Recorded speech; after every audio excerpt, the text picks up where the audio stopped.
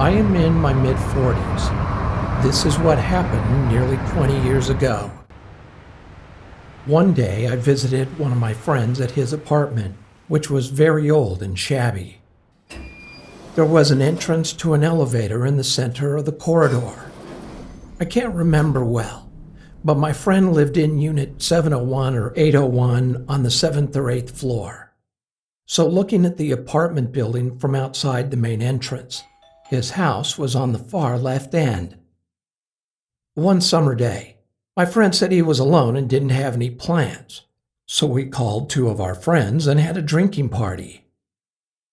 The four of us had been drinking since the early evening, and just before passing out, we all lied on the floor, turned the lights off, and started talking. While talking to each other, a beam of street light entered through the window and was shining on the ceiling. I guess the street lights on the first floor of the apartment complex were on. Of course, we were talking while gazing at the ceiling. All of a sudden, the white ceiling turned black, as if something covered up the light. At that moment, we looked out the window while crouching down. Someone with a creepy vibe was hanging on a steel bar outside the window. Since the light was shining from behind that person, we could not see his face clearly. Then, after making an unidentifiable gesture, he smiled, showing his white teeth without making a sound. We were so shocked at that moment that we stopped talking and were frozen with silence. Suddenly, one of us picked up an empty bottle of wine and ran toward the window shouting, "Kill that bastard!" But the creepy guy had disappeared. After a few minutes, we went out of the apartment to see where he had gone, but we could not find him. We could only hear his stomping footsteps and assumed he entered the corridor and went down the stairs.